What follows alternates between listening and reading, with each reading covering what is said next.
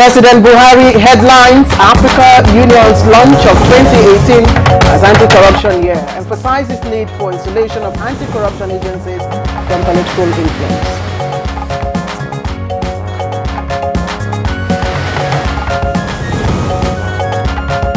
The federal government investigates over 200 whistleblowing tips on tax officials and taxpayers. Suspends 2 senior tax officials.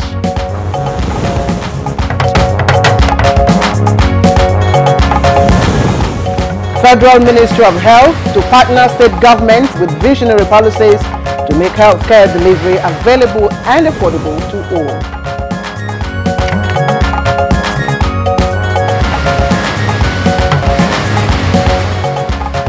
And on Good Morning Nigeria today, we shall examine the report of the All Progressives Congress Committee on True Federalism against the backdrop of continuing agitations for the restructuring of the Federation.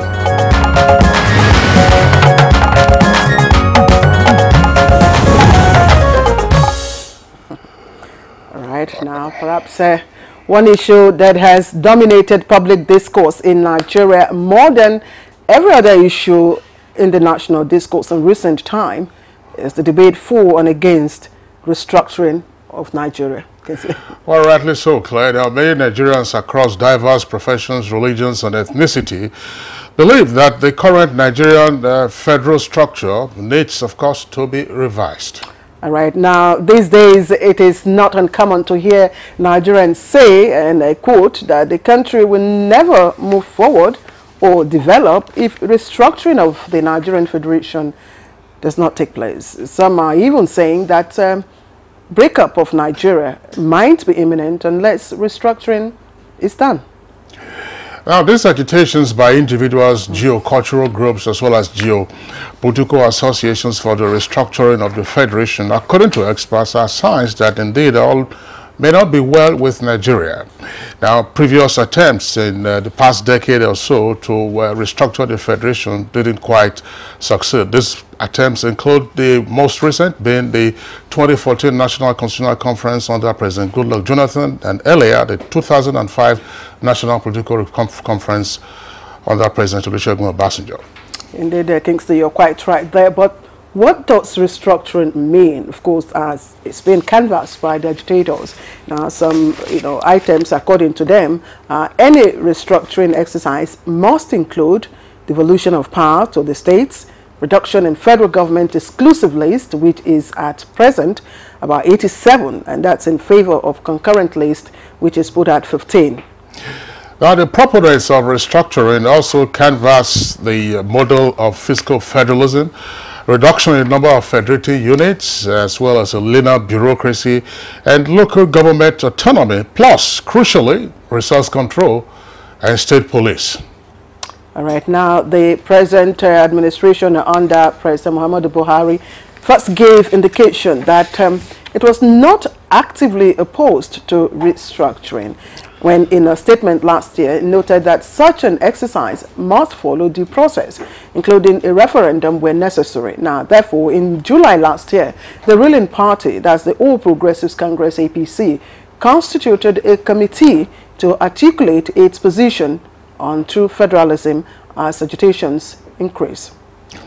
Now, the committee was headed by the governor of Kaduna State, that's Malam Nasir El-Rufai, and had as its members 4 other governors. The committee had at least 13 public hearings across the country and received comments and memoranda from also members of the public. And after the completion of its assignment, the committee last Thursday, that's the 25th of January, submitted its report to the national chairman of the party in Abuja. Now, some of the key recommendations of that committee are resource control, making local government an affair of states, constitutional amendment to allow for possible merger of states, now devolution of power, fiscal federalism, state police, state court of appeal, and referendum, of course, as also independent candidacy. Now, the chairman of the APC, that's Chief Odigye Oyegun, while receiving the report, indicated that the decision of the party would be ready sometime in February, after the report must have passed through the various structures of the party. Now, how far-reaching are those recommendations of the Governor Nasir El-Rufai-led committee? Now, how practicable are some of the proposals, especially those, of course, that speak of possible merger of states? How far is the APC as a party willing to go through to see, of course, some of those recommendations realized? Well, those questions and others we shall try to find answers to from our guest later on in our conversation segment. And good morning, Nigeria. Reaching you as always from the stable of the Nigerian Television Authority, we're Africa's largest television network. I welcome you to this edition of the program. I'm Kingsley Osadolo. And I'm Claire Delabu Abdul Razak, as always, welcoming you to the program. And of course, in the course of the program, we will bring to you, as always, the complimentary segments, and those include newspaper review, business, sports, foreign news, arts, and entertainment. But right now, we're kicking off with the news. The 30th Ordinary Session of the Assembly of Heads of State and Government of the African Union opened in Addis Ababa, Ethiopia, with a formal launch of 2018 as Anti-Corruption Year for Continental Bloc.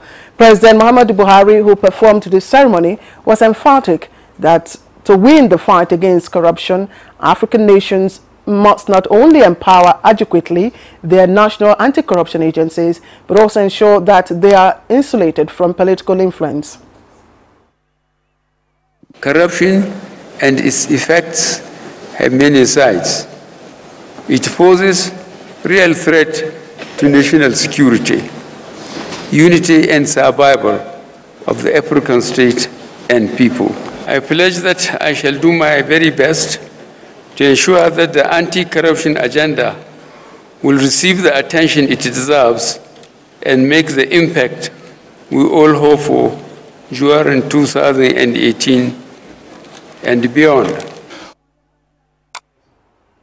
Meanwhile, President Muhammadu Buhari's address to African leaders on fighting corruption has been described as the new impetus needed to change the development trajectory of the continent. Makut Simon Marcham reports on the feedback of the president's address to the AU.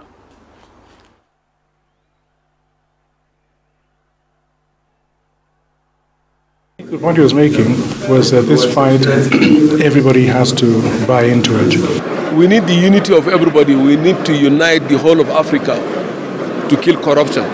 And that is exactly what is happening. It's a tough battle, but it's a battle that we must win. What this means is that Nigeria is taking the lead. And the presidency has described as outright falsehood.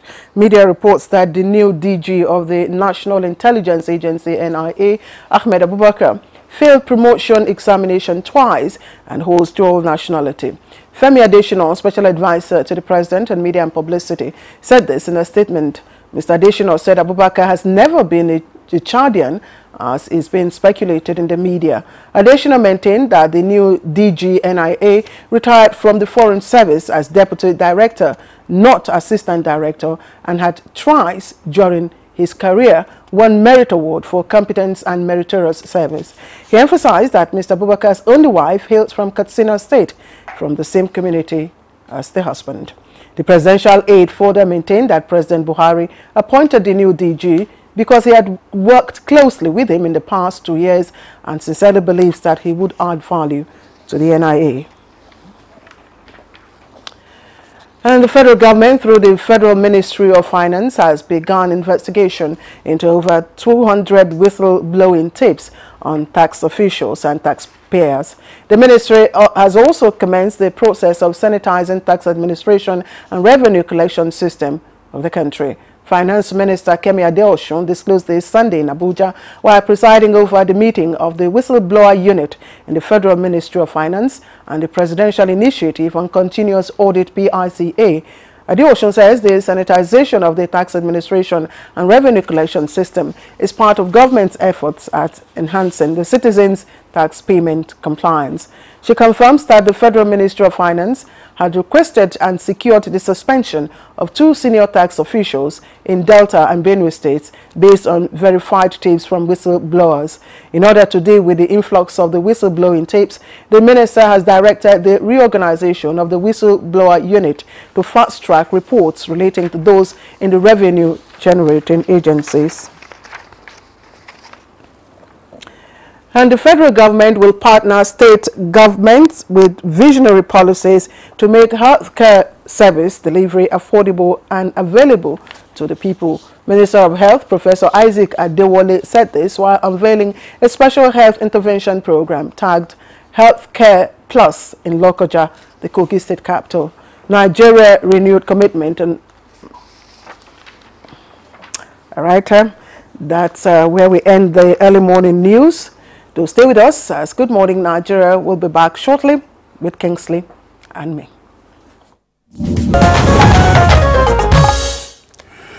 Now for us to take some business stories, the UN and AU leaders have signed a framework for the implementation of Agenda 2063 and the 2030 Agenda for Sustainable Development. Plus, towards meeting the target of global demand for ceramics, experts are calling for greater attention to the manufacturing of ceramics in Nigeria. Let's join our correspondent Joy Uzo for details of these stories.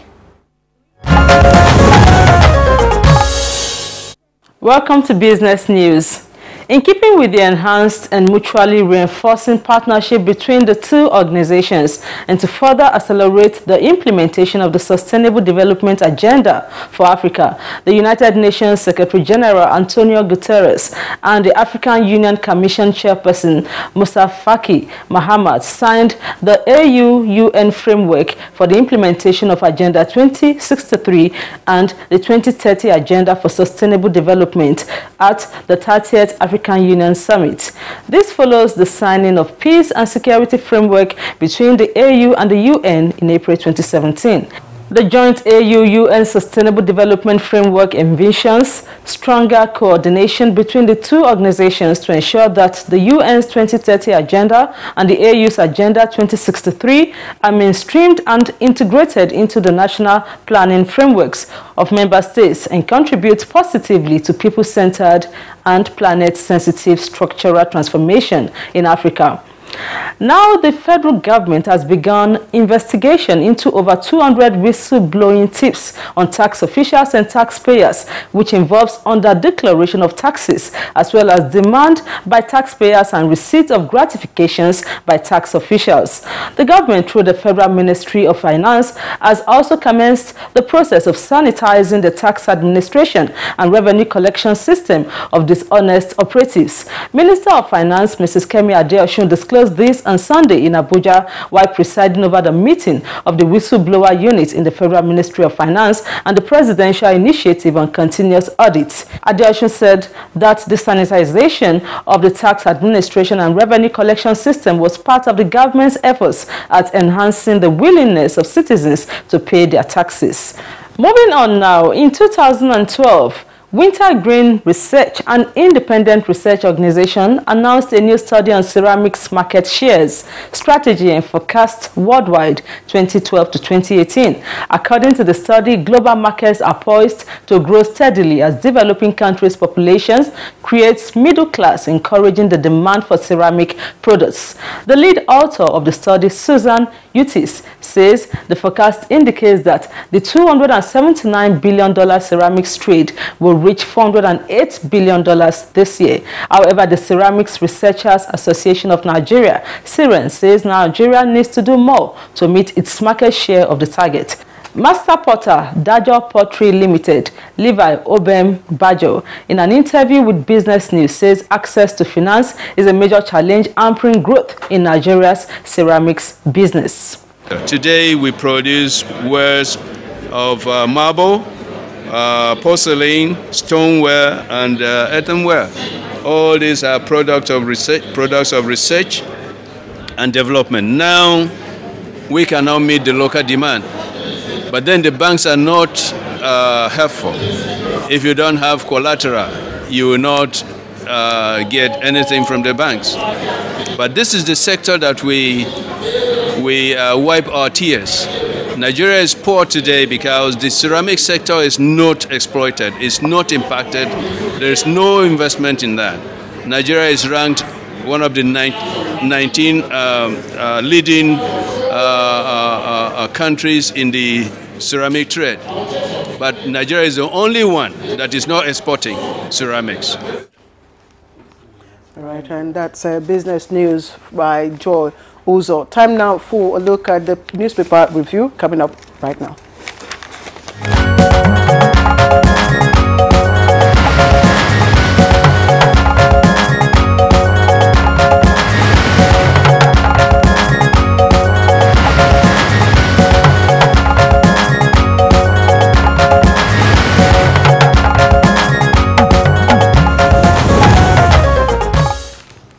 Bayo Toyebi, our newspaper reviewer, is with us for today's review segment. Bayo, morning and welcome. I hope you had a nice weekend. Thank you very much. Yes, I did. Morning, Claire, and good morning, Nigeria. So you were thrilled yesterday seeing the domestic Eagles. Eagles qualified for the semi-final. Yes. I missed that. Yes. I missed that. Yeah, that was Morocco. interesting. We're now in the semi-finals.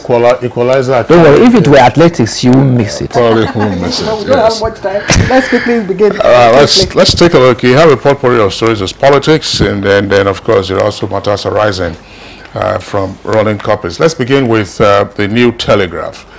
New Telegraph lead story says, nobody can impeach Saraki, says Senate.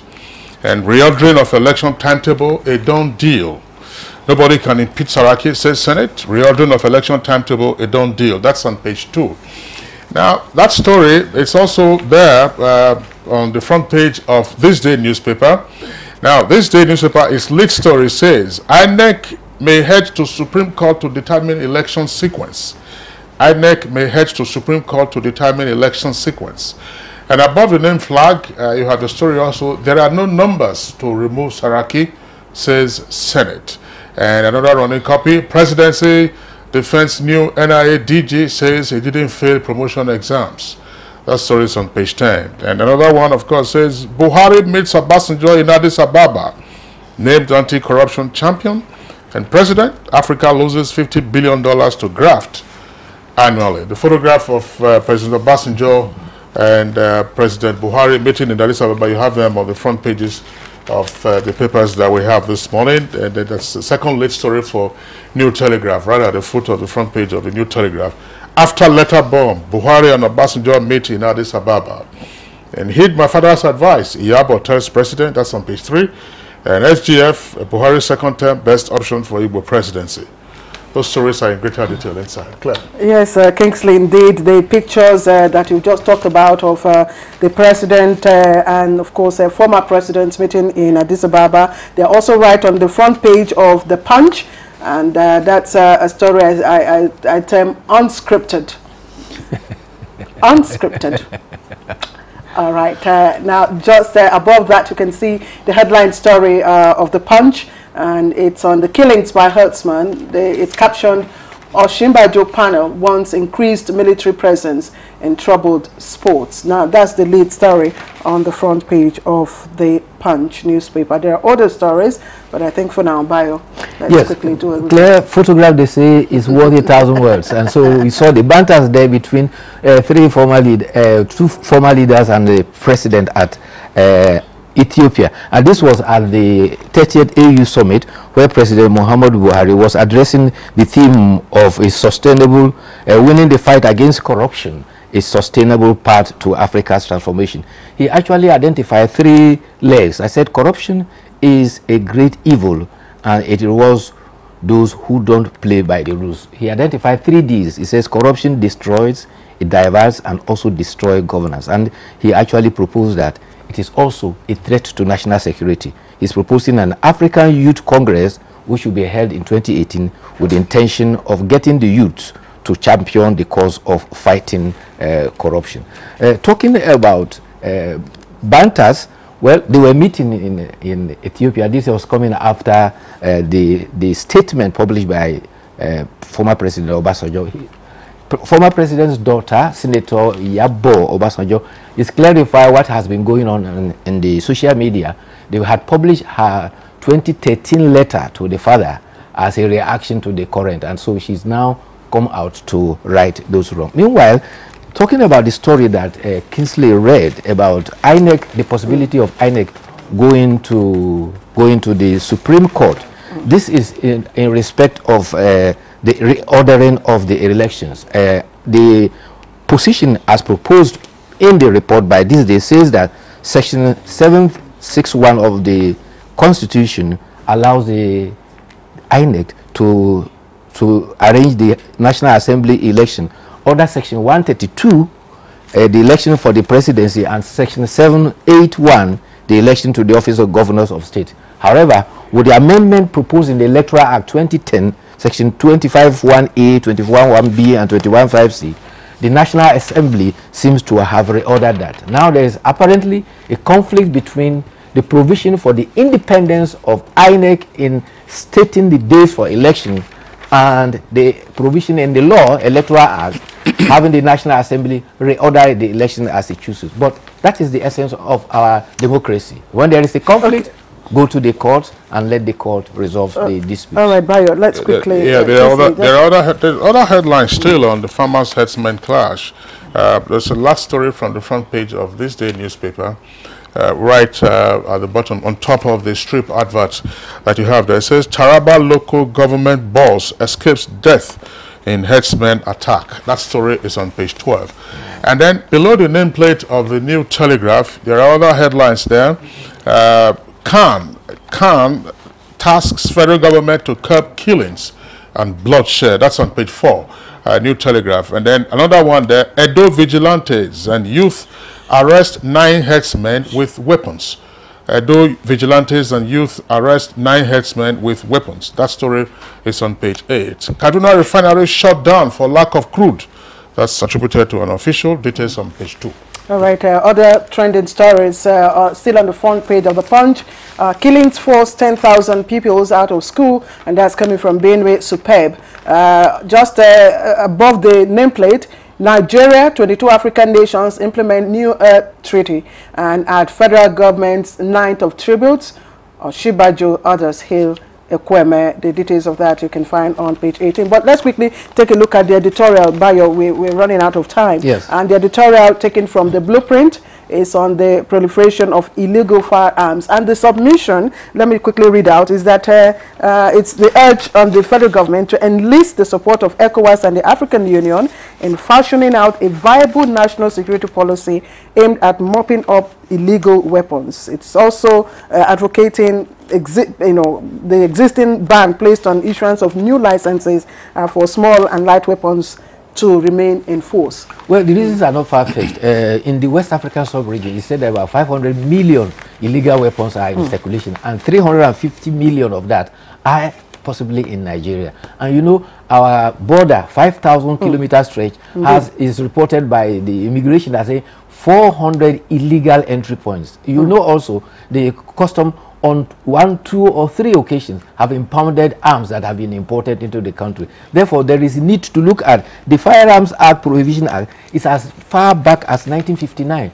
The National Assembly needs to look at that law again. And secondly, there's need to introduce that element of amnesty that gives a condition. Surrender your arms by a certain date, after which you will be seriously held accountable. Bayo, thanks a lot. That's the much that we can take. There's a story that, of course, we can't find on the front pages of the papers today, because the story, of course, broke on Thursday and Friday, and that is the suspension of the Chief Judge of Abia State by the Abia State House of Assembly. Yes. And then the subsequent appointment of an acting Chief Judge for the state. So, ought to be a serious issue for the NJC to consider. Yes, NJC is already active. Yes, right. Bayo Twebe, I would like to thank you for being here today, and see you tomorrow. Thank you for having me, as always. All right, we'll take a short break now. When we return, we'll be going to our discussion segment.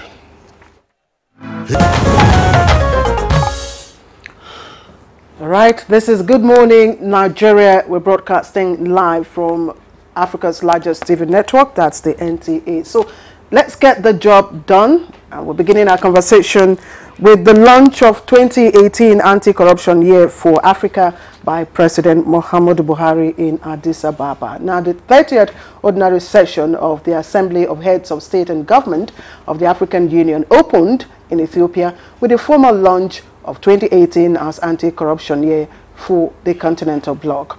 President Muhammadu Buhari performed the ceremony and was emphatic that to win the fight against corruption, African nations must not only empower adequately their national anti-corruption agencies, but also ensure that they are insulated from political influence.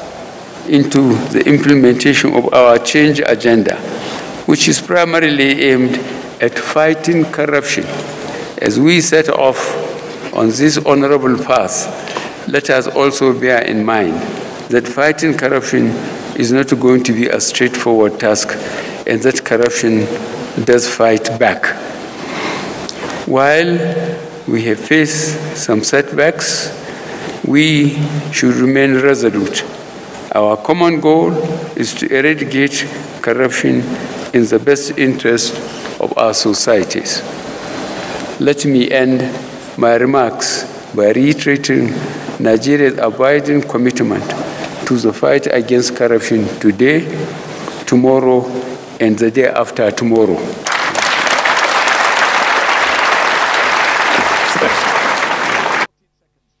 Muhammadu Buhari is the African anti-corruption fight champion for this year under the theme Winning the Fight Against Corruption, a Sustainable Path to Africa's Transformation. All right, Claire. Now, we have been joined by the Honorable Minister of Foreign Affairs, Mr. Geoffrey Onyeama, who is right there. You can see him on the right side of your screen. Join us via Skype from Addis Ababa, the capital of Ethiopia. Honorable Minister, a pleasure to have you join us this morning on Good Morning Nigeria.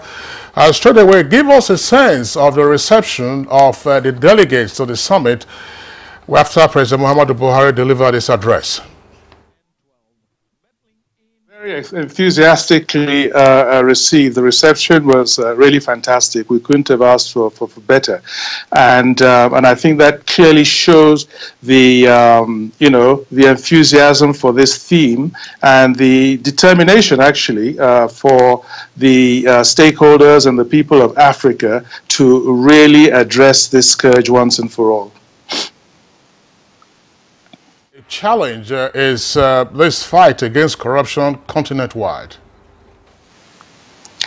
Yes, it's continent-wide. Of course, Mr. President is going to be the face of this fight, but at the same time, he also elaborated on his roadmap and his vision for how to, take this forward. So, he pointed out that there will be a lot of advocacy. He wants to engage with some very critical opinion formers, such as the youth, traditional leaders, parliamentarians, and all the important sectors of society. He really wants to build a coalition in this fight, and that's the only way it can really work, to build this kind of coalition. And of course, he also talked about his expectations of other African heads of state. He pointed out that it was important to have the legislative and legal underpinning for this fight, and so that each country has to put in place the necessary legal mechanisms to address it, and also the institutional mechanisms too, the anti-corruption agencies that have to be supported and strengthened, and so it's really going to be a holistic approach, and this is pretty much what he elaborated throughout. All right, Honorable Minister, now leveraging on the experience and success of Nigeria in the fight against corruption, might there be specific demands, from African leaders and institutions in this continental fight? Sorry, I didn't catch that. Leveraging on the Nigeria's experience in terms of success in fighting anti-corruption, might there be specific demands by the African leaders and institutions in this continental fight against corruption?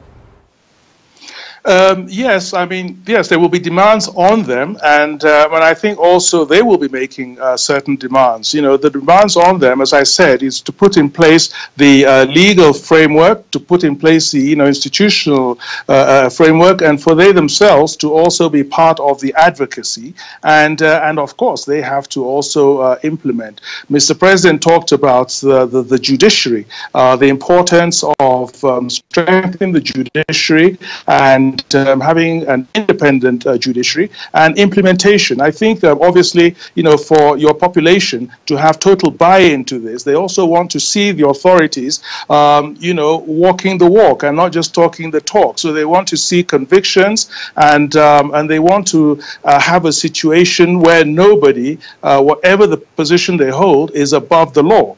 But I think Mr. President also made another point, important point. You know, he talked about also the role of, you know, multinational corporations and their agents within our countries, and also he talked about you know, recovery of stolen assets. So it's a global fight as well. Of course, first and foremost, we have to get it right on the continent, and all our leaders, you know, have to be absolutely involved in this fight. But it's a global fight. You know, he talked about, you know, secrecy jurisdictions was actually the term that was used. You know, we've seen a lot of that. You know, jurisdictions where a lot of loot are hidden, and the importance of us to engage with, you know, foreign governments and partners in that fight as well. But as far as the continent is concerned, yes, a lot of expectations on the leaders, and this he brought out clearly. And you know, there was a point that was made yesterday by the president of Uganda, Museveni. You know, he says that he's seeing a new change, a new wind of change in Africa. He's seeing a greater commitment amongst the African leaders today, and this area is one of them, you know, anti-corruption. So, and we saw George Weah, you know, very enthusiastically welcome. So I think another important point is that there's a new generation of African leaders now coming onto the scene. And it's important that, you know, that they be very much part of this fight.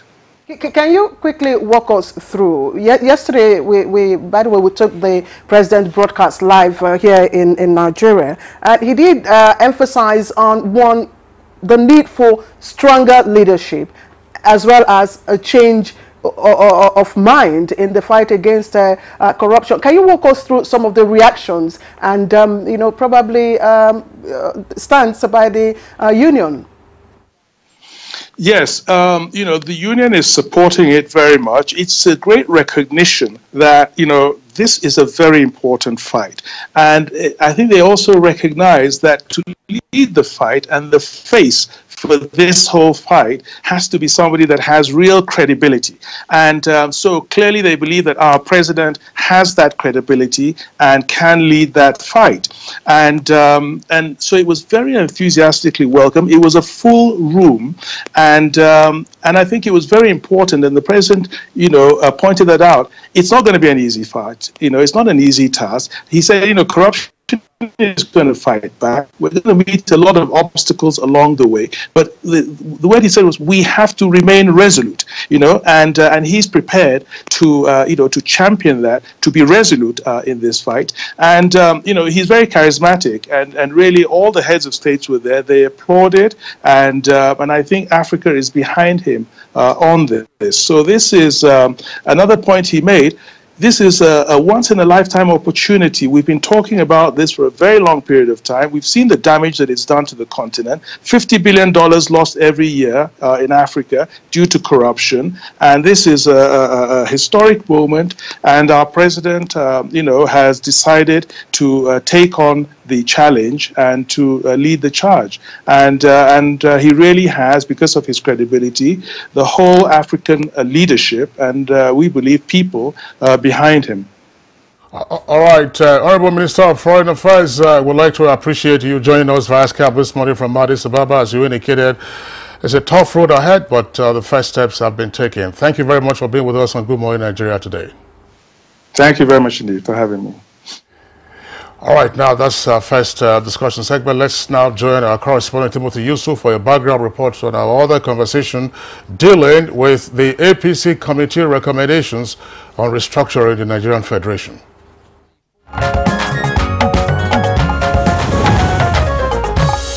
The question of true federalism in Nigeria has been on the front burner for some time now. Various voices from opinion leaders to organizations and groups have been speaking on whether or not Nigeria needs restructuring, which literally translates to devolution of powers from the center to the component units making up the federation. It is no longer news that many believe that the 1999 constitution, upon which the country is running over the years, is imperfect. Experts say it lacks legitimacy and popular acceptability owing to several provisions which are observed to be alien to all known principles of federalism. It is for this reason, among others, that some Nigerians began the call for true federalism, where there would be a division of power between the central or federal government and the state governments. There is, however, a ray of hope to tackling the lingering issue by way of a recent effort by the present administration through a 10-member restructuring committee by the governing All Progressives Congress APC. In a report submitted to the leadership of the party, the committee headed by the governor of Kaduna State, Nasir El-Rufai, touched on the issue of resource control, merger of states, devolution of power, state police, among others. As agitation for restructuring of the country continues, how far can the current efforts go, and will it satisfy the yearnings of the generality of the people? Answers to this and more shortly.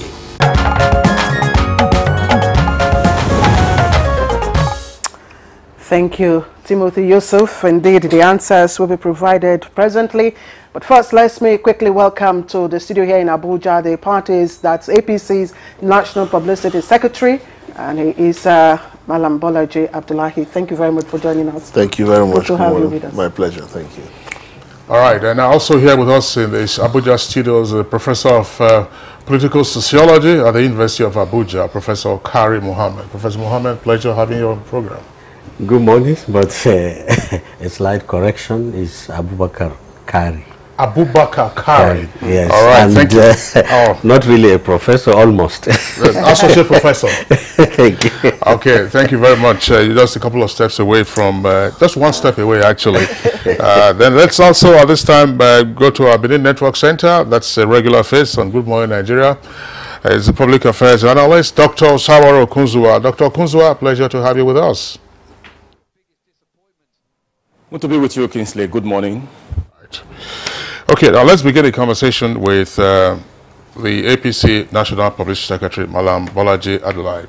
Give us a sense of what all of this means in terms of the report of the committee set up last year, which has not been submitted, which the party chairman says will also go through the crucible, against the background of earlier and continued agitations for the restructuring of the Nigerian Federation. Well, I mean, thank you very much. I think what we have seen happen now is just a manifestation of APC's commitment to delivering on those promises contained in our manifesto.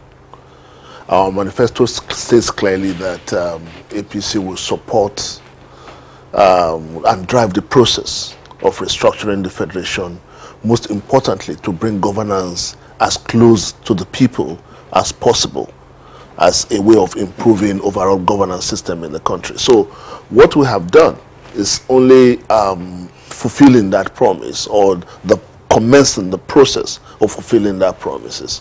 So we believe that we have crossed a major hurdle, and we believe also that we have the capacity to continue to drive it until we have achieved those aims.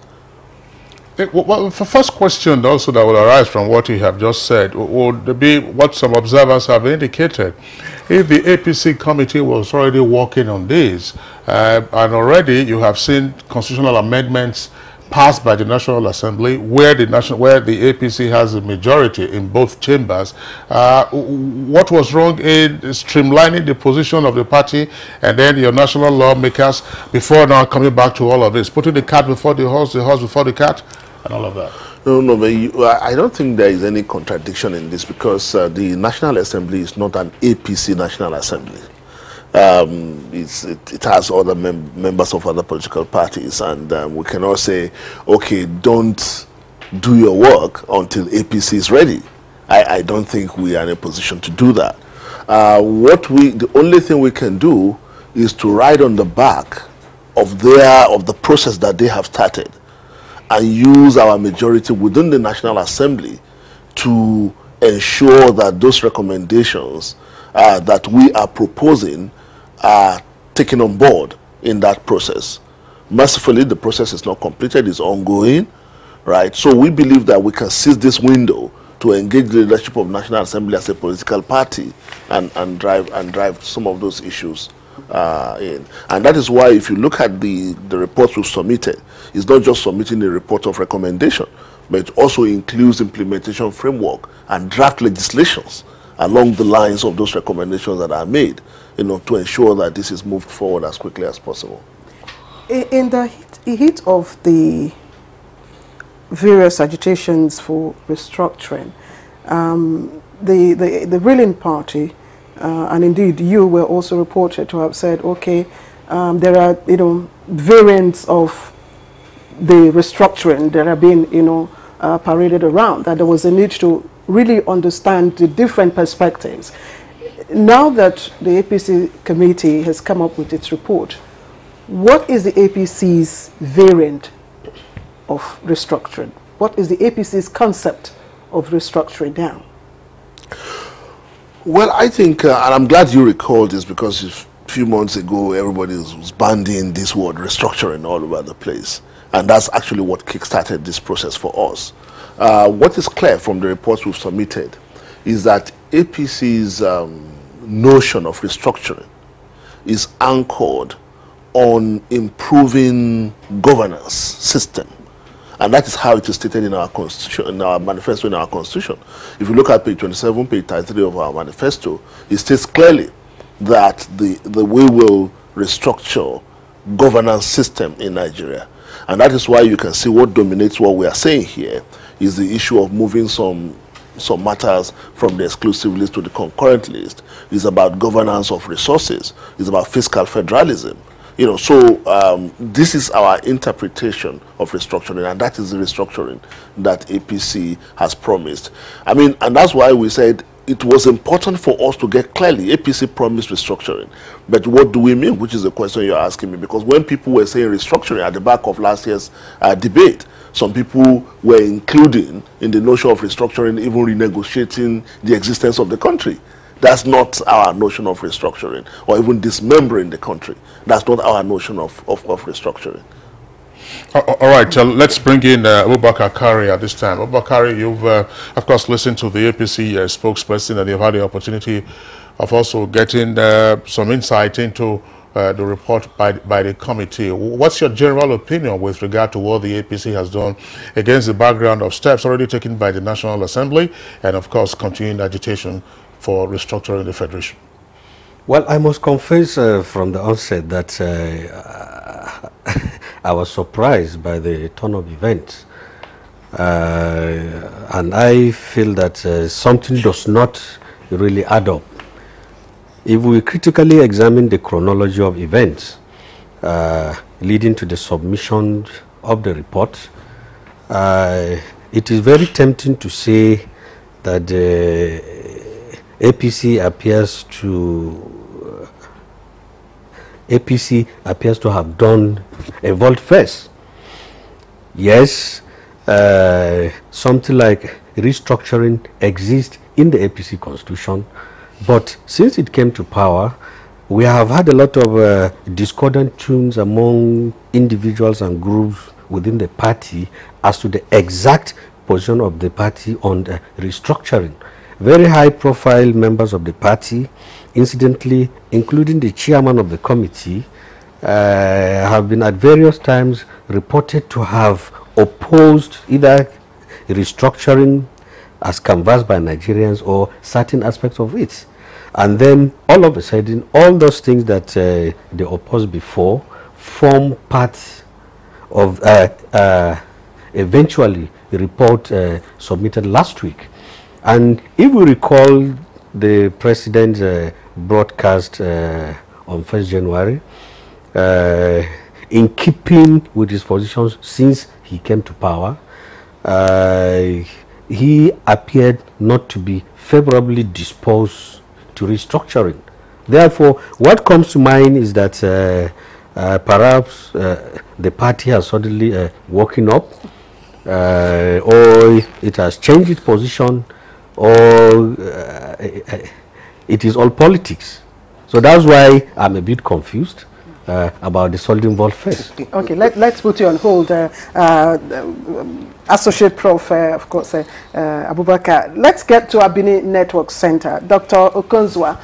Dr. Okonzwa, do we have a sense of understanding now of APC's variant of restructuring as against those, paraded by agitators? Well, I have to confess I've not seen the APC report. I only know they have written a report and they have submitted it to a national hierarchy. But I think it's a very good step they have taken. I would like to take a charitable view of what they have done, even though there's been some kind of tardiness on their own path. If their constitution contains the plank of restructuring, and they are going about it nearly at the terminal point of their first round of mandate, because they are entitled to the second one maybe, well, one would say they are a bit late, but it's better to be late than never, as we say in common parlance. And then it's going to be a discussion. There's been some kind of agitation all around the country. Last year, the decibel was very high, and maybe people will say that is the motivation of the party. It was a kind of reaction to what is going on so that his voice may not have been heard after all. Then it's also a manifestation of something else, if I want to look at it dispassionately. The APC is the governing party in Nigeria today.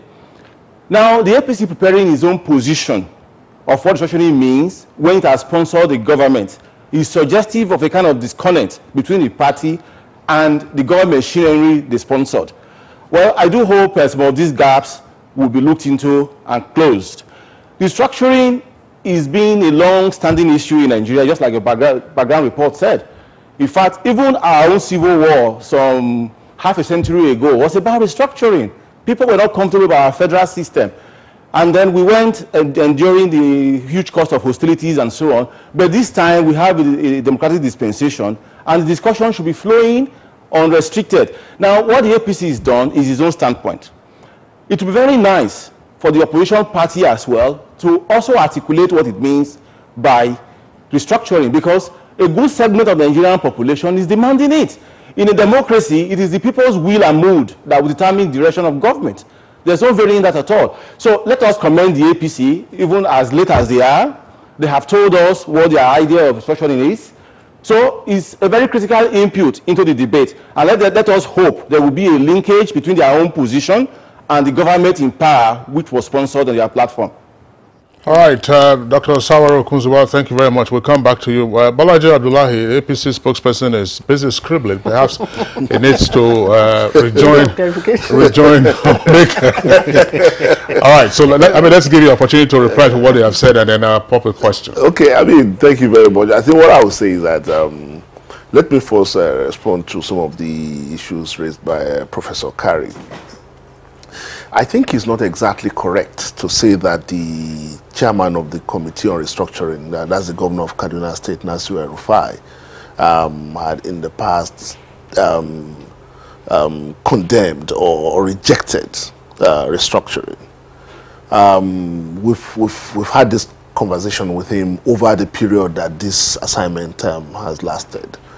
And what has become clear to us is that in those instances that he has spoken against this or about this, is to say that restructuring has provided ammunition for opportunism, for political opportunism, and that many people talking about restructuring have not been able to define what they mean by restructuring. And they're just using banning that statement all over the place. That's one side of it. The second side of it is that the committee that is set up is not to recommend Nasiru El-Rufai's opinion on restructuring.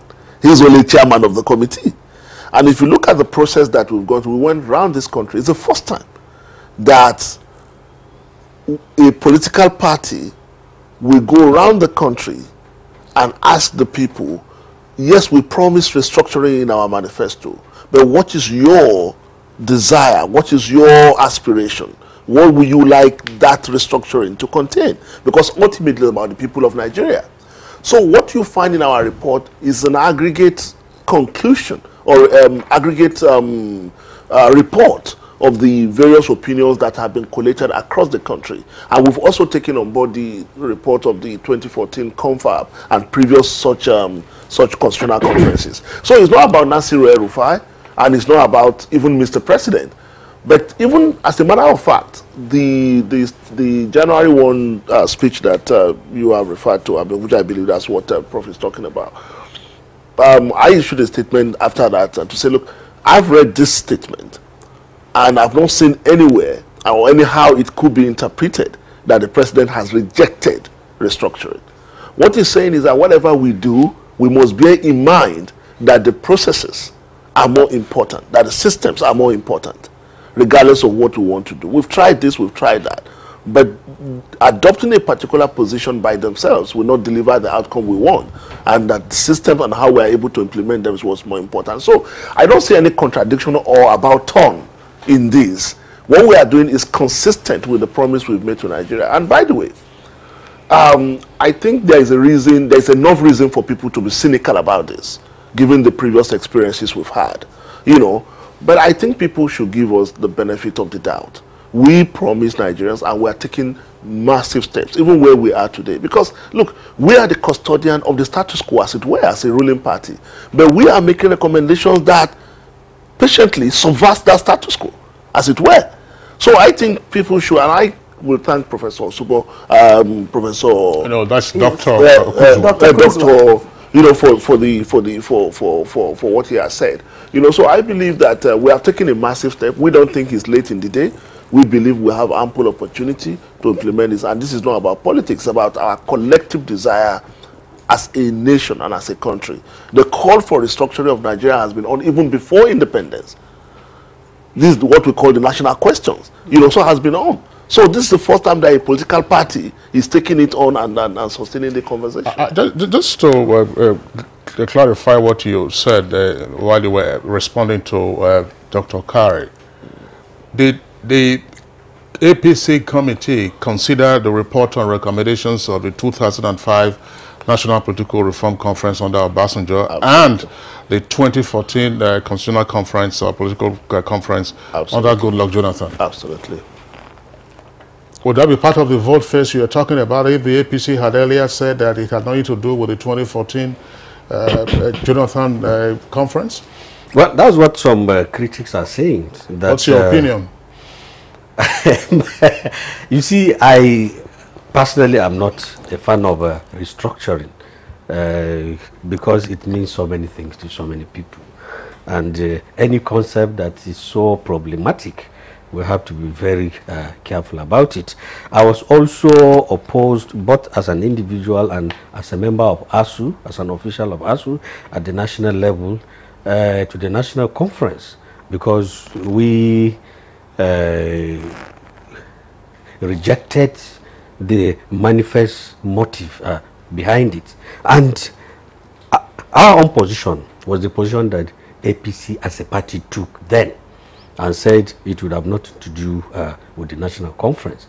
And therefore it is now very interesting to see the APC literally xeroxing some of the recommendations of the conference. So this gives a lot of room for suspicion and skepticism. And it also shows that the party has not been exactly consistent. What is the significance of real politics in all of this to you? I mean, if the party's been in power for almost 3 years and then the wave of agitations is bouncing upon one another, wave after wave, would the party continue to maintain its, to use your analogy, ostrich position? Yes, I've already stated that it is all politics, and I will sympathize with APC in that regard, because a vocal elements of the governing class in Nigeria have, for various reasons, canvassing for this restructuring thing, and the APC was being portrayed as being against restructuring, and it was becoming a problem for the party. It was suffering from unchecked alienation from a very significant and important segment of the Nigerian population. So if it has now decided to key into things, politically it is understandable, even acceptable. But probably it will want to pander to the whims and expectations of that segment of the population, even if at the end of the day, what do you mean by alienation? Sorry, what do you mean by alienation of the Nigerian population? No, I said a segment, a very vocal and influential segment of the Nigerian population, particularly the elites, have been very, very vociferous in canvassing for this restructuring thing, even when it is not clearly defined. And gradually, there have been profiling every individual or group that appears to be opposed to what they are canvassing for. All right. And gradually, APC was being portrayed as against, as being against the restructuring.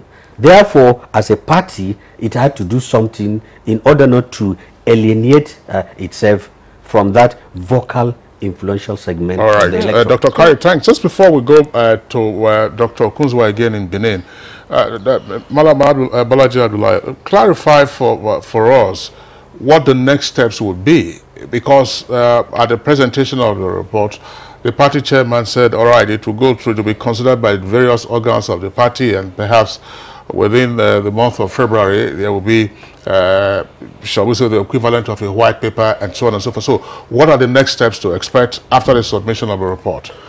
Well, I think the next step now is, like the chairman has said during the presentation, have already started. Mr. President and the chairman of the committee have both met with Mr. President and presented this report to him, and they have reported back to us that the president has been very enthusiastic since this report was presented to him, and we take a lot of encouragement from that. That is one side of it.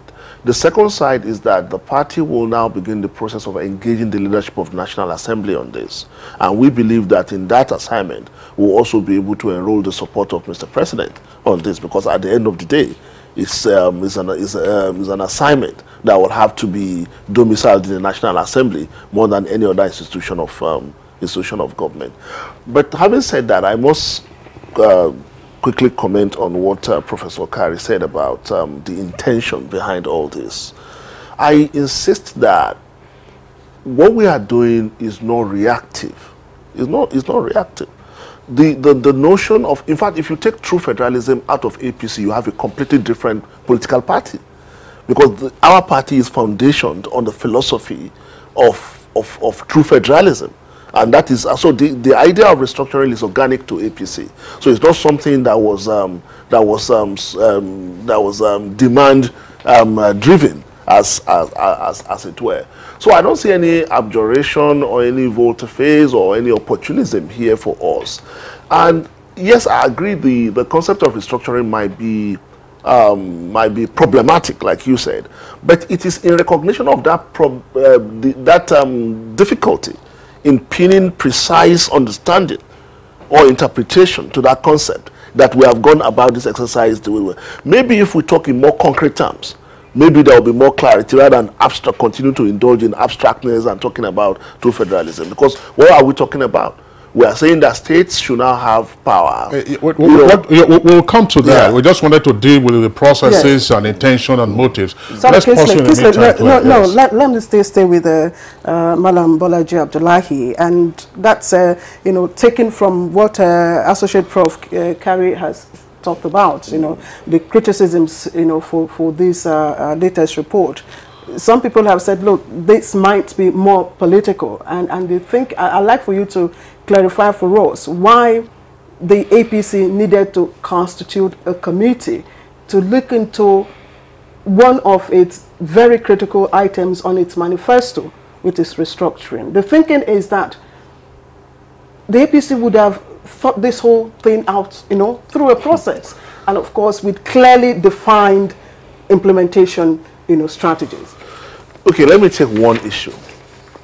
The issue of resource control. If you go to the south of Nigeria, resource control means a completely different thing. If you go to the north, it means a completely different thing.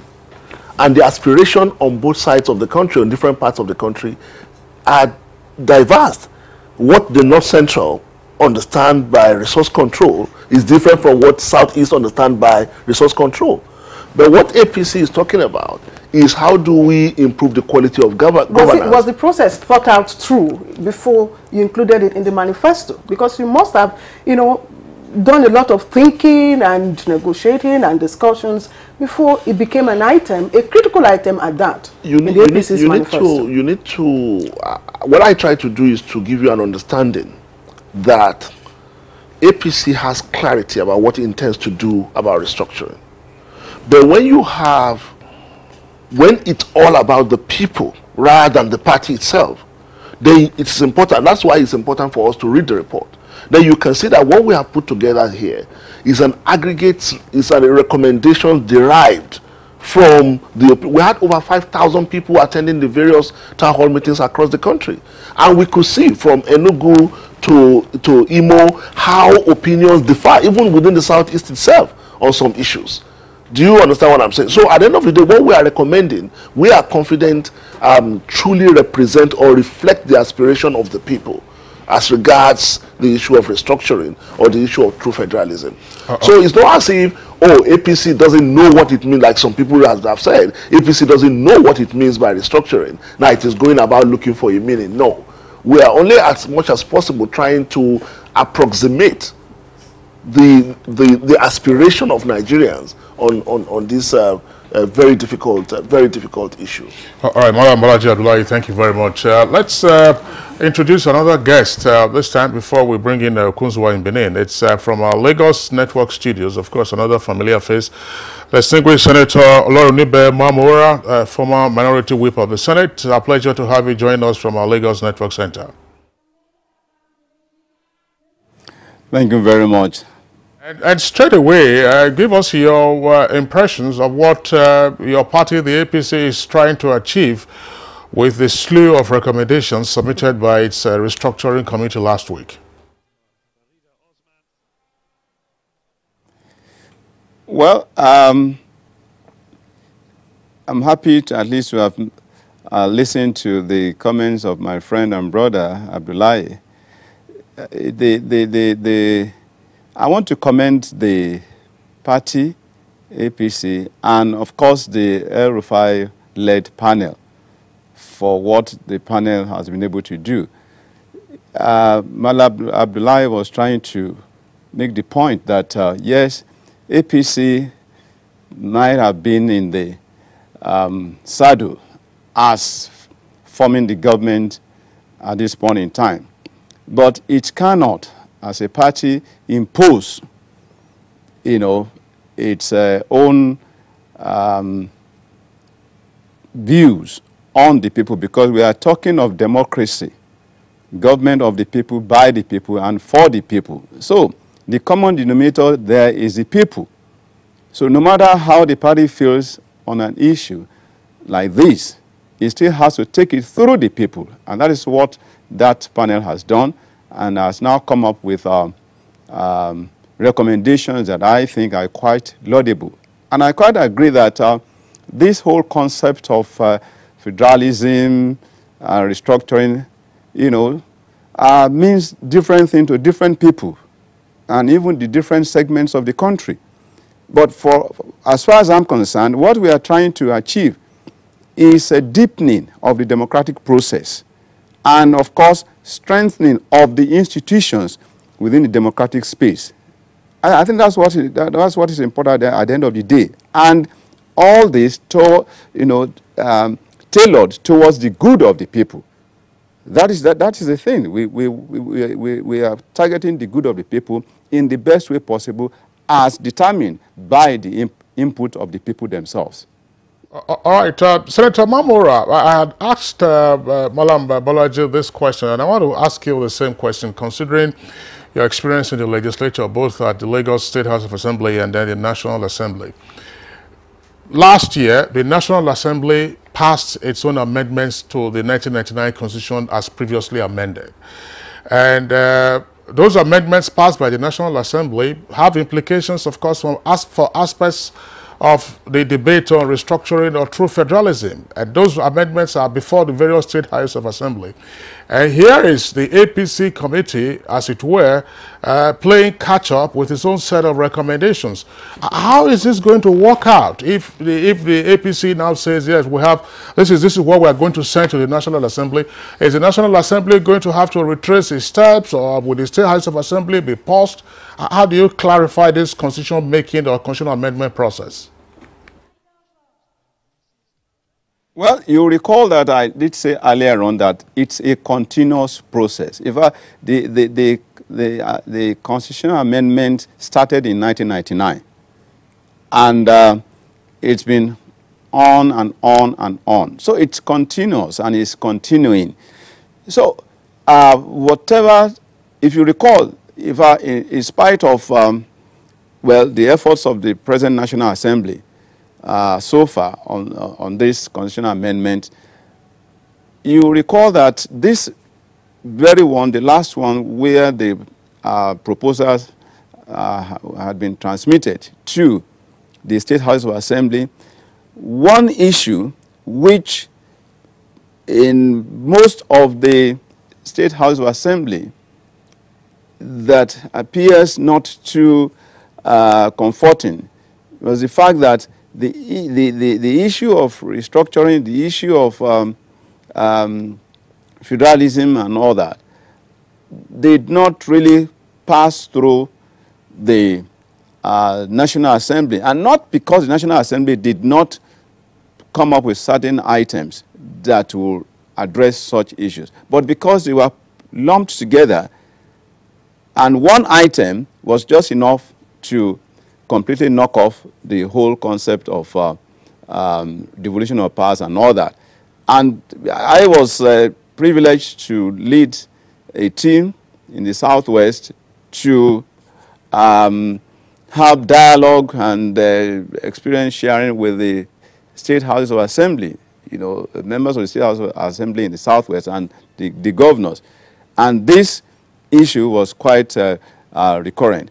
But as it is now, with what the APC team, as led by Governor El-Rufai, has come up with, these proposals, and I recall that in his submission to the national chairman of the party, Chief Oyegun, he did say that this will now be forwarded to the National Assembly. And of course, each item as proposed by that panel will be taken on its own merit as a bill.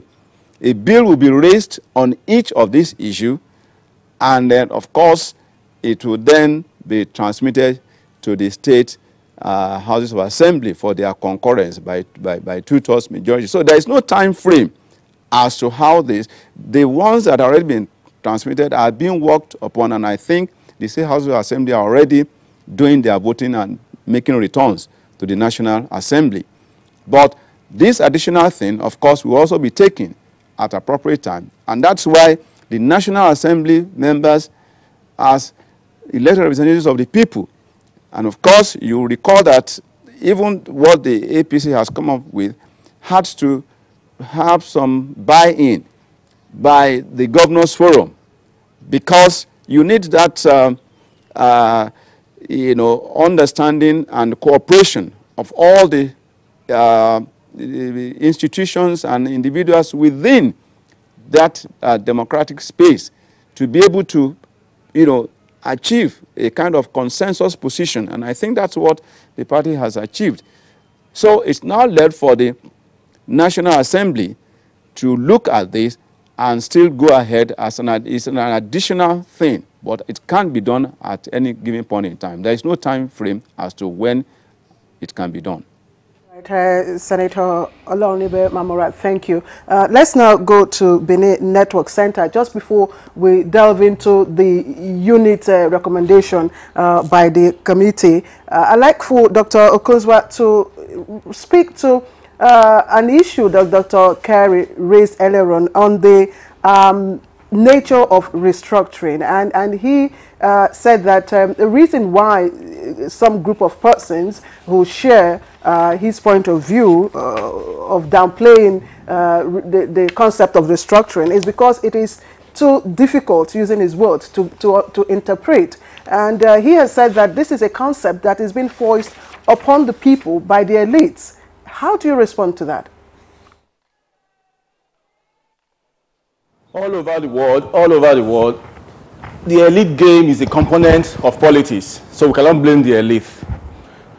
The political parties themselves are composed by the elite, and they are supposed to exist to articulate views from the masses of our people. So we cannot blame anybody for that sort of issue. Now, does the issue get carried? Does he enjoy widespread support? That's the question we should be asking. So the question of foisting or not foisting doesn't arise at all. Now, the APC, as a party intending to govern, promised restructuring or true federalism. Nobody has denied that.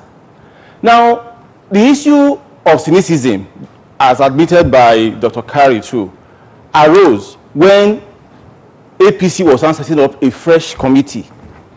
Now, why it was promising the structuring of federalism before the election? Did they not have an idea of what we wish to do?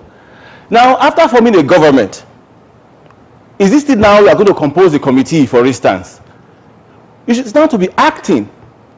You propose to the electorate that you are going to sponsor restructuring or federalism upon being granted a mandate.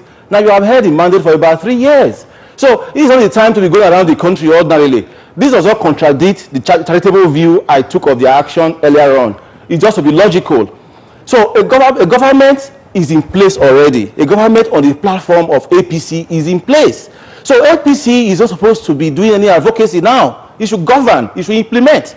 That is what people are talking about. Now, people will have different views, obviously. Even the word federalism itself is a contradiction.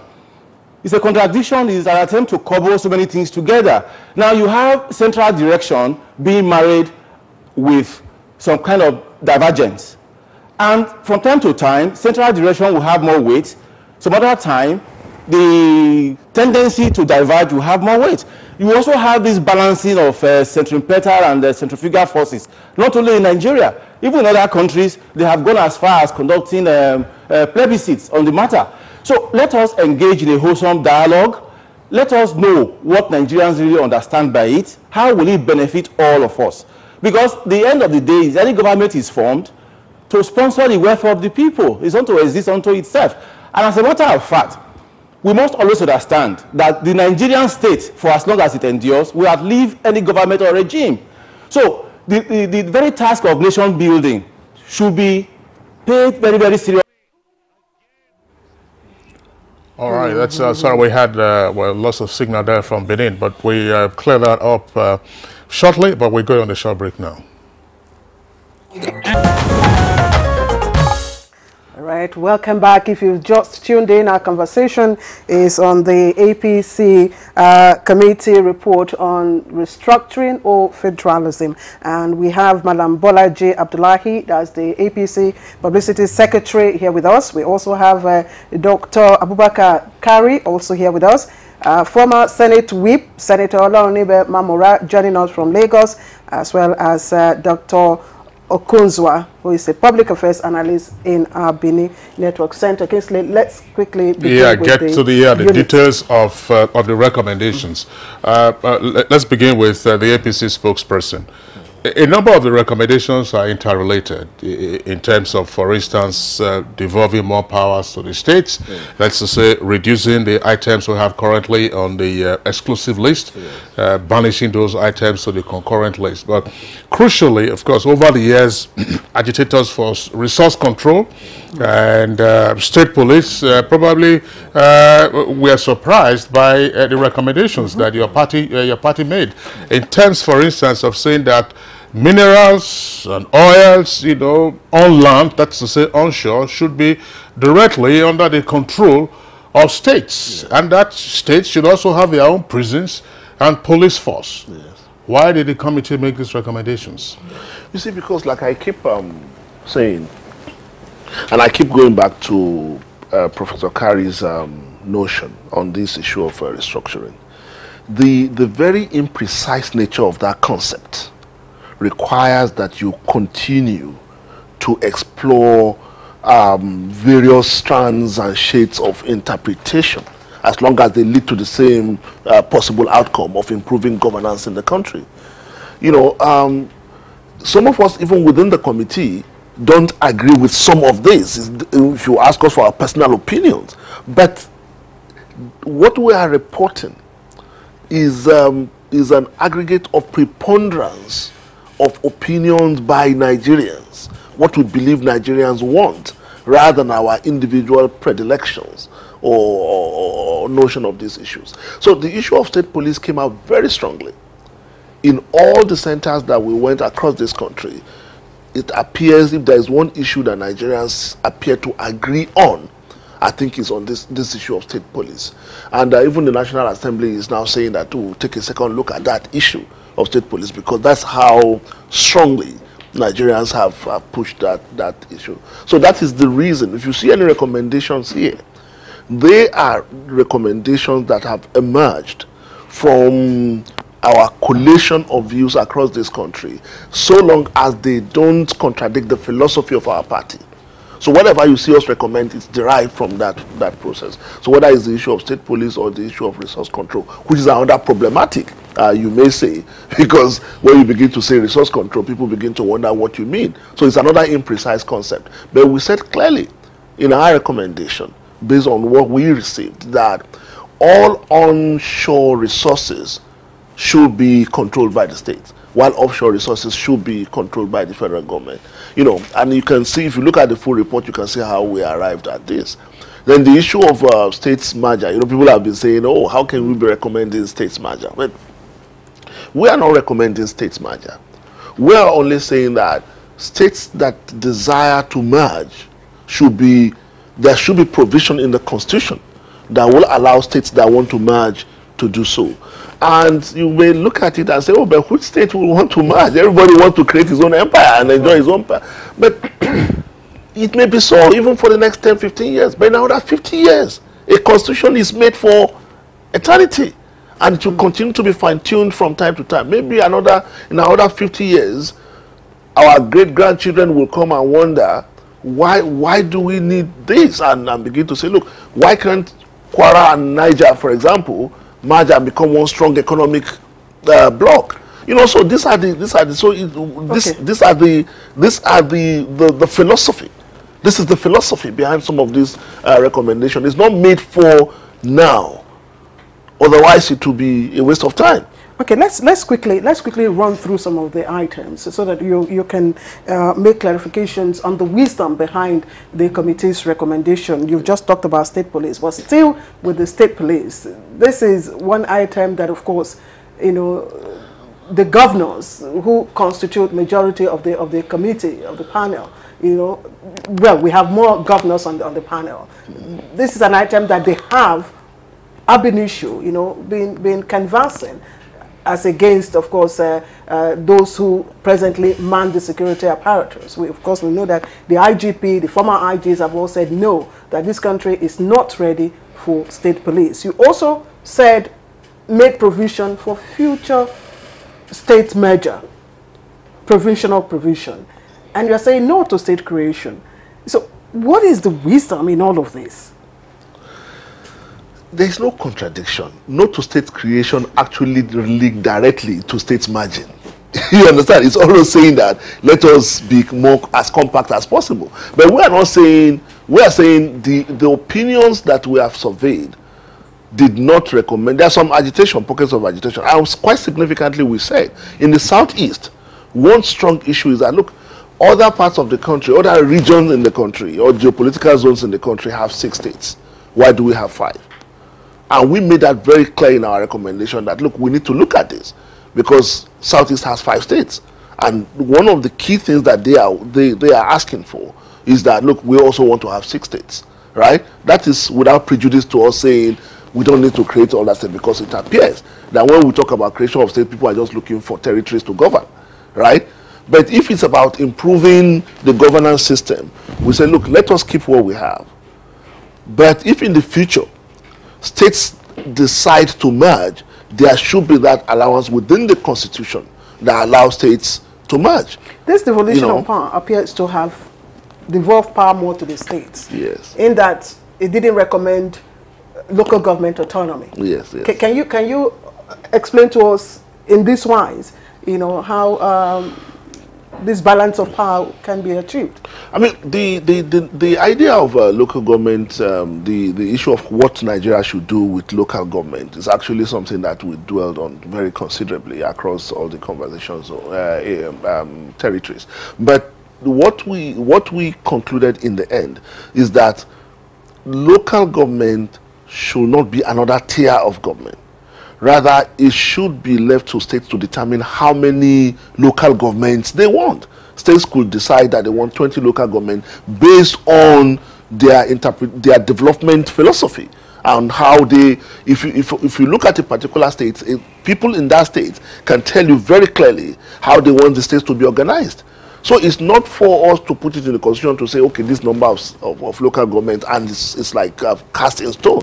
But each state, based on its philosophy of development, should be able to determine how many local governments they should have. All right, thank you very much. Excuse me, Dr. Kari, let's get your take on some of these issues that we have put on the table now.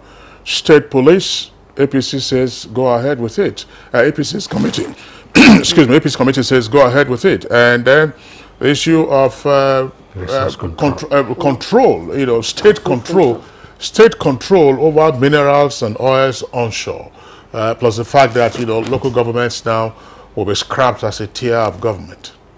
Well, let me... In the Constitution, by the way. Let me start by observing generally that the recommendations, most of them are so exclusive that I foresee very stormy days ahead, because there are issues that are likely to divide, to excite passion. People are likely going to make all sorts of imputations and so on and so forth. But why? And why? And on which of the issues? Yes, because particularly resource control, state police, and the local government. Resource control, the way APC sits, I think they are quite smart. They touch here and touch there. They discover that the South people, for instance, who feel shortchanged by the Nigerian state, have been canvassing for opportunity to control their own resources. They say, okay, we are giving you. But at the same time, the party now introduce the hitherto settled onshore-offshore dichotomy, which means that resources offshore still, yes. And incidentally, almost 60% of petroleum resources currently is offshore, which means that it is like giving the South with right hand and collecting with left hand. I do not see elements in the South readily accepting that recommendation, because in the past there was so much controversy. Obasanjo had to settle it politically. That is one. Two, on the issue of state police, in the light of what is happening in recent times, particularly in Benue, Taraba, and so on and so forth, where governors have been insisting that as chief security officers of their states, they should be allowed to control the security machinery. There are fears, and genuine fears, that such police may be deployed to intimidate and even coerce opponents. And the fears are very, very present and clear. So there are as many people who support state police as those who oppose it. And those who say, listen, use this for the maintenance of law and order. But maintenance of law and order should not be at the expense of a segment of the population. We know the mentality and attitude of some of our political leaders. They really, this thing happened in the First Republic. All right, Dr. Kari, thank you very much. I know that Bolaji is itching to reply, but we'll just pause here. Part of the recommendation actually doesn't exclude the federal police, if you like. They have both jurisdictions, and the federal police, of course, will still have its presence countrywide, each of them dealing with certain kinds of crimes and so on and so forth. Let's go over to Benin Network Studio. Dr. Kunzua, on the issues that that we've touched on, let's get your take with regard to state police, saying go ahead and form your own state police with shared jurisdiction with the federal police. Resource control, if we want to use that label, let states have control over resources onshore. And I would imagine that those onshore resources will include, for instance, Lake Chad Basin, if oil is eventually struck there. Well, Kingsley, it's a very interesting matter, really. And we have to remember our history as well. And just like I said a while ago, most of our discussions must be situated in the context of nation building, which will transcend any government in power. Now, the issue of resource control, people down here in the South, at least the South-South where I belong, they don't have any doubt about it, what it means. They say revert to the 1963 formula. Give very high weight to derivation. In fact, there's no confusion about it down south. So the Civil War actually precipitated this lopsided formula we now have that people don't quite like down south. A nation was fighting for survival, and it had to virtually collectivize all these resources to remain one.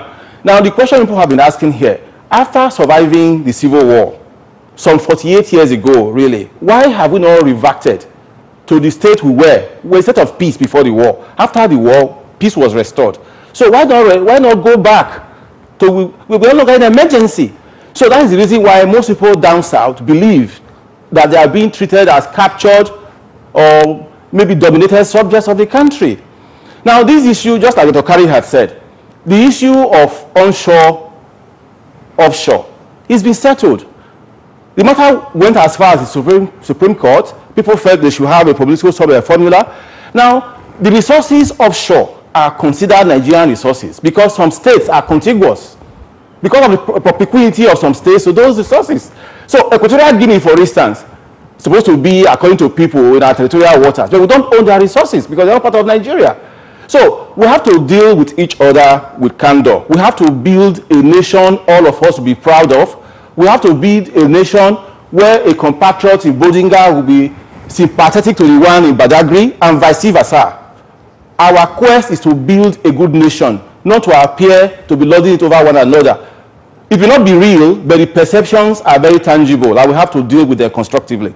The issue of the state police, for me, a democracy exists to allay fears, apart from confirming hopes.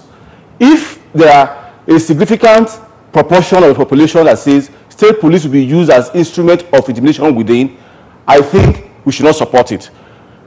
Because we had native police originally, before we now had this federal police. So what we need to do, we need a disciplined force. A state command should be answerable to the governor of the state on essential matters. A commissioner of police should be able to say no to a governor when the governor is asking him to do what is illegitimate.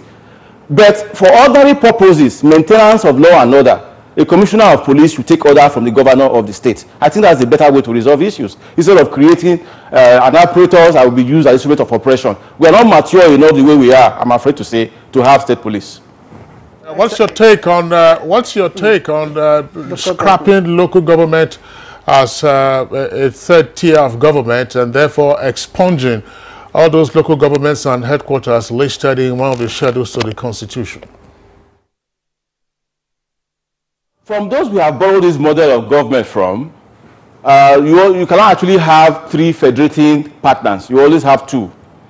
So if the states are considered to be at one tier and the federal government at the other, and they're supposed to be coordinate anyway, the federal government is not supposed to enjoy any kind of hierarchical advantage over the states.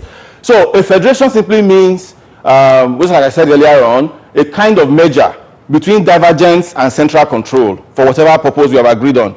So it has to be a kind of federation between the states and the federal government. Therefore, the local governments, the way they are now, will be deemed to be subdivisions of the state, and the state will have jurisdiction completely over how many of such they might have. Therefore, I support that move, that the federation should be between the federal government and the states. And by the way, the issue of state creation, especially the way the states came about during the military rule, is another point that has stimulated long-lasting suspicion in the minds of our compatriots.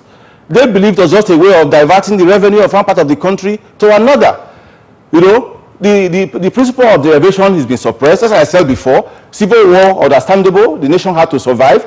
But after that, why did you suppress derivation? And then you created local governments on arbitrary criteria, more or less, and then a part of the state that generates a lot of money ends up having less than a part of the state that contributes less. So that's not the way to build a stable federation down the road. So I hope as we continue with our nation building, a lot of statesmanship will be brought to bear on the process, and everybody in Nigeria, every citizen of Nigeria, will be able to breathe easily about the federation it belongs. Dr. Kunzwat, thank you. Let's quickly get to Lagos, where distinguished Senator Mamora is. Senator Mamora, let us look at the recommendations, of course, on state police, on local government autonomy, and of course, resource control. By this recommendation, do you think that the committee would have assuaged geographical sentiments and agitations? And what might be the burden of legislative work to get this done? Well, again, I also want to say that there is no perfect system. It's all give and take. And you cannot even make the required progress in terms of nation building without what I call shared vision on a national basis. That is, you must have set goals, and then through the process of dialogue, give and take, you have a kind of midway where you meet the various components within that federation. And I also want to observe that virtually all the issues, if not all, most of the issues that have been brought forward by way of recommendations, they are issues that have always been there. So I salute the courage of the committee for coming up with this. You talk of state police, it's always been there. And Nigeria is probably the only country that I know has this over-centralized police system. So you have state laws, you have federal laws. And one of the reasons behind, from my own observation, behind that recommendation is to let the states be able to have the power, the authority to implement state laws, while the federal police concerns itself more with federal laws. Again, it's a way of achieving this often talked about community policing. That, of course, the state police, if it comes on stream, will be manned by people from that state who will know or will be expected to know the nooks and crannies of that state, and so be able to better police the state. Again, the resource control, as has been said, we had it before under the regional government, and that was probably the closest we had to federalism, where the states have powers to explore and exploit the resources available and then develop at its own pace and then pay royalties to the center. So they have come up with that, and of course with this proviso of onshore and offshore, you know, whether oil, mining or whatever. And I think, again, it's commendable if we are able to implement. Again, the other issue, which has to do with derivation, that is putting more money. They have recommended that more money should go to the states so that we can reduce the burden at the center where you have too many items. For example, if you look at what we have right now, we have about 68 items under the exclusive legislative list, which is rather unwieldy. So when we talk of devolution of powers, so many items they are proposing that should be shared by the center to the states so that the states can function better, so that this tendency of cap in hand on monthly basis going to the center to collect dole-outs, as they refer to it, is not the best. So for me, there's no perfect system, but we have to look at the benefit of our own experience, of our own history, of our own realities, and then do the best within that situation. Again, if you look at the Constitution as it is presently, Section 7 of that Constitution has virtually put everything that concerns the local government under the states. Because Section 7 talks of establishment, it talks of structure, composition, finance, and functions. So those, what else remains? They have been vested in the states through the instrumentality of the State House of Assembly. All right, Senator Mamora, we really do apologize for interjecting. We're running out of time. We want to quickly read out some of the tweets that we have come. Of course, some of them have been running in reaction to the conversation. Kingsley. Yeah, Abdul Kadri Ahmad tweets, so we have to be extra careful with restructuring. Don't only dance to the tune of a few agitators. The big question is, are we mature enough to get something like state police? And Adeniro Idris states, APC through federalism is okay, but timing is coming late because of processing involved and implementation. As a nation, are we sincerely patriotic? And do we all believe that we are one irrespective of religion and tribes? God bless Nigeria. And Clifford Agogo, I see tweet, says, well, says a put a panel by OBJ. That's the put a panel was on human rights abuses. Actually, that's the National Political Reform Conference of 2005 by OBJ on the Constitutional Conference by Goodluck Jonathan addressed appreciably the question of restructuring. Has the current government not digested the outcomes of this fora? If yes, why has it not implemented the recommendations? And if no, what's the alternative? And again, Maddest drum producer tweets, I see this APC recommendation as a way of campaign to make Nigerians think away and remain in power come 2019. And Kingsley, I think these are issues that the Malam Bolaji may wish to respond to. Well, I mean, I will just quickly respond to two aspects of this. Yeah. One is the issue of state police, and I understand the fears being expressed, and including the one expressed by Professor Kari, which is that it appears the choice we are being given is between maintaining the status quo, which is not working for anybody, or seek an alternative in state police.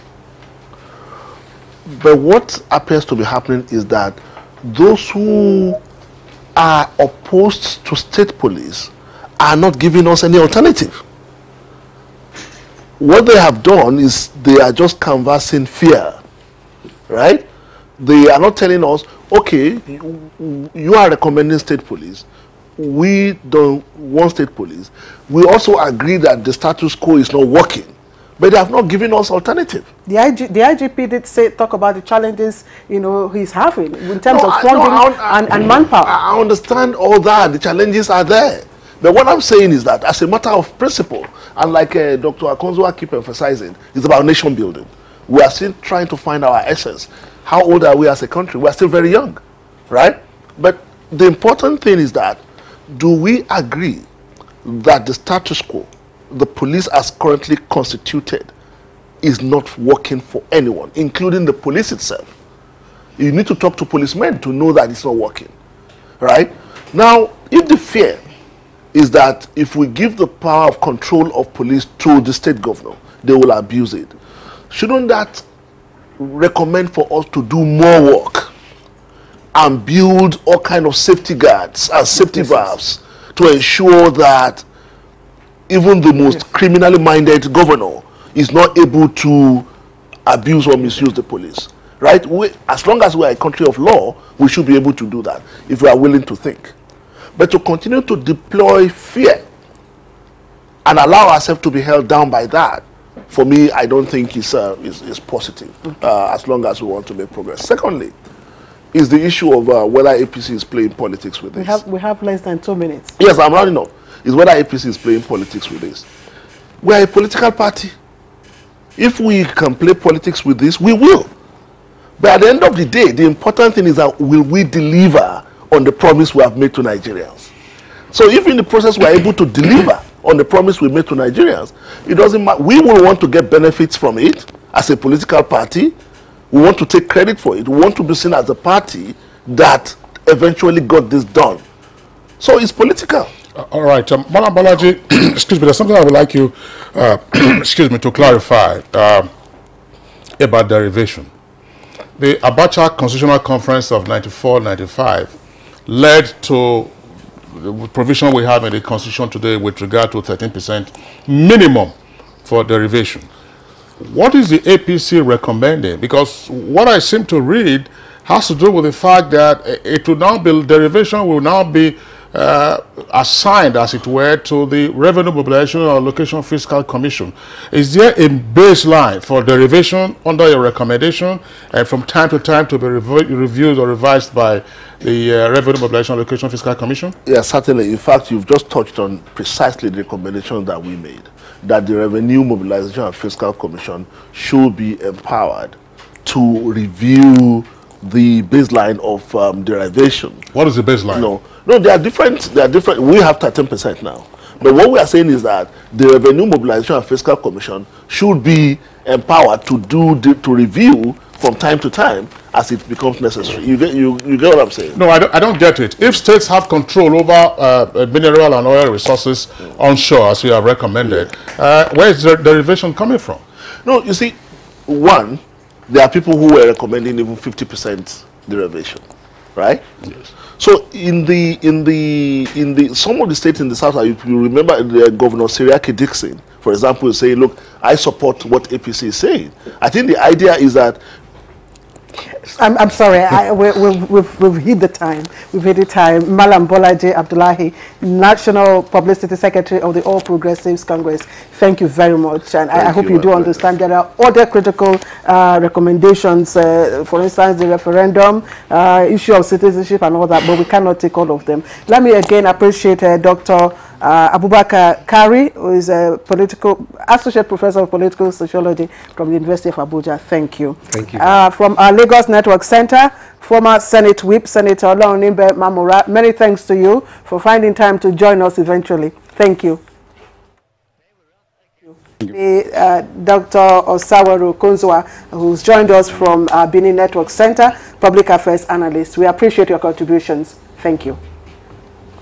All right, let's quickly take a look at the weather forecast for the rest of today.